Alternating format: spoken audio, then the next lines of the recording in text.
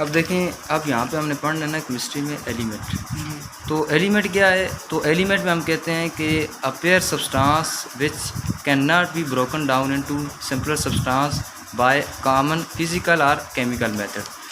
अब जो एलिमेंट होता है ना, तो ये एक ऐसा पेयर सब्सटेंस होता है। तो मैंने आपको कल भी ये बात बताई थी कि पेयर सब्सटेंस क्या होता है। पेयर सब्सटेंस वो होता है कि जिसमें सेम एटम हो, ठीक है। अब जिस तरह मैंने आपको एग्जांपल दी थी कि मट्टी की, अगर मट्टी में मीन की रेत पड़ी हुई है ना, तो वो मट्टी पेयर नहीं है। अगर वो सिर्फ मट्टी है ना, वो पेयर है, तो वो क्या है? पेयर है। तो अब क्योंकि अगर वो मट्टी है तो सिर्फ उसमें मट्टी के एटम होंगे ना, तो वो क्या है? पेयर है। अब इस तरह कहते हैं कि ऐसा पेयर कंपाउंड ऐसा पेयर मीन के सब्सटेंस के जो सिंपलर कंपोनेंट में किसी भी फिजिकल या केमिकल मेथड से ये मीन के टूटता नहीं है या ब्रोकन डाउन नहीं होता, तो उसे हम कहते हैं एलिमेंट।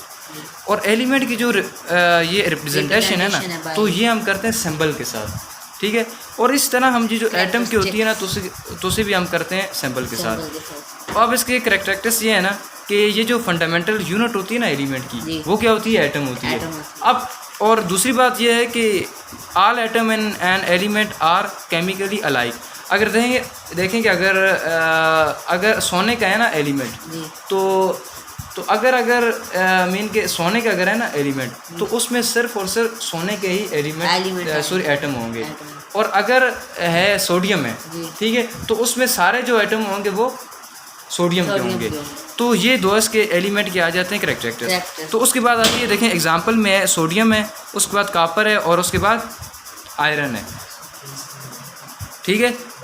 अब देखें अगर ये ना सोडियम है, तो इसमें ये सारे जो होंगे ना एटम होंगे, अगर ये सोडियम का एलिमेंट है तो उसमें सारे एटम सोडियम के होंगे। कॉपर क्या है? कॉपर। तो अगर ये कॉपर का है तो उसमें सारे कॉपर के होंगे। आयरन क्या? आयरन जो, तो उसमें सारे आयरन के होंगे। तो ये आपको अब समझ आ गई एलिमेंट के बारे में। अब देखिए ये जो हमने क्योंकि कहा कि ये जो एलिमेंट है तो ये मिलके बनता है एटम से। तो अब एटम क्या है? तो हम कहते हैं एटम ये जो है ये स्मॉलेस्ट पार्टिकल ऑफ एलिमेंट है that take part in chemical reaction is called as atom.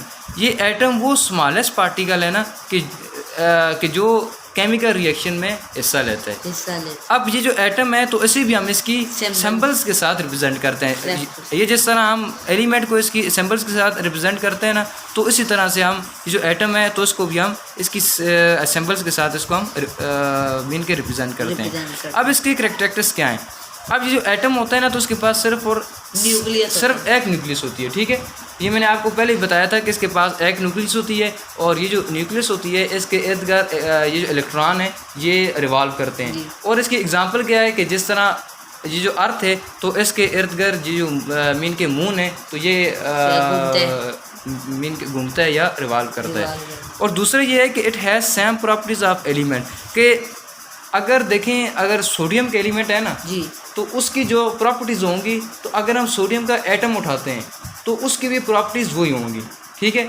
अगर मिसाल तौर पे कि अगर सोडियम में हम कहते हैं जी के एलिमेंट हैं NaCl, हाँ नहीं NaCl तो आगे वो बन जाते हैं ना, ये कंपाउंड बन जाता है, आयनिक कंपाउंड बन जाता है ये। तो अब ये जो एटम है देखें ये सोडियम का एटम, आगे क्लोरीन का एटम, और ये आगे कॉपर का एटम। अब ये जो एटम है ना, तो क्योंकि कि ये जो हैं ये रिप्रेजेंट होते हैं सिंबल के साथ ना, तो अब देखें सिंबल क्या है। तो ये जो सिंबल है ना, तो ये हम कहते हैं shortest name of an atom is called as symbol, कि जो एटम का शॉर्टेस्ट नेम होता है उसे हम सिंबल कहते हैं, उसे हम सिंबल कहते हैं। अब ये जो सिंबल है इसकी हिस्ट्री क्या है? तो इसकी ये जो हिस्ट्री है तो ये इन 1814 में बर्जेलियस ने ये जो रिप्रेजेंटिंग एलिमेंट विद सिंबल, इसने मीन के ये जो सिंबल का कंसेप्ट है ना एलिमेंट के लिए, ये इसने दिया था।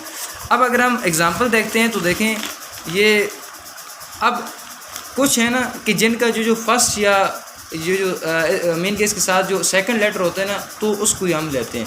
अब देखें जिस तरह बोरॉन का B है, और ये कार्बन का C है, फ्लोरीन का F है, हाइड्रोजन का H है, ऑक्सीजन का O है, नाइट्रोजन का N है, सल्फर का S है।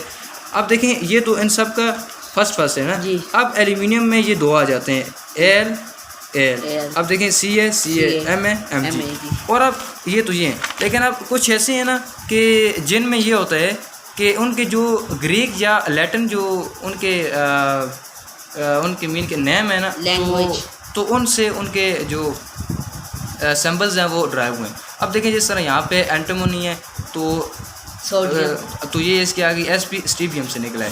और इस तरह अगर हम आगे देखते जाएं तो ये देखें ये सारा ये आयरन का आ गया फीरम, और ये जो पोटाशियम है तो उसका आ गया कैलियम, और टिन का आ गया स्टेनम, और ये जो तो ये आ गया जी टंगस्टन आ गया तो उसका आ गया वोल्फ्राम। तो ये इसका देखें WSNNAGKHGP, तो ये सारे आ रहे हैं। तो ये तो थी इसकी सैम्बल ना। अब देखें सैम्बल के बाद जो चीज़ हमने पढ़नी है ना, तो वो क्या है, कंपाउंड। अब कंपाउंड क्या होता है? अब कंपाउंड जो है ये वो पेयर सब्सटेंस है that is made up of 2 और मोर एलिमेंट, ठीक है, कि जो 2 और मोर एलिमेंट से मेड अप होता है। ये जो कंपाउंड होता है ना, ये 2 और मोर एलिमेंट से मेड होता है इन definite proportion ratio by mass. अब देखिए इसका क्या मतलब है। अब इसका ये मतलब है ना कि अगर H2O ना, H2O, अब ये जो देखें H2O है तो इसकी ये जो होती है ना प्रोपोर्शन इसकी क्या है 2:1। अब देखें इसमें 2 ये जो हैं हाइड्रोजन है और एक इसमें क्या है, तो इसमें एक ऑक्सीजन है। ये जो है ना इसे हम कहते हैं रेशियो बाय मास। अब ये जो जितना भी कंपाउंड होगा ना H2O का, तो उनमें यही रेशियो रहेगी 2:1 2:1 2:1 2:1। तो उसके बाद अगर हम इसकी रिप्रेजेंटेशन की बात करें तो ये इसका जो फार्मूला यूनिट होती है ना, तो उससे कंपाउंड रिप्रेजेंट होता है।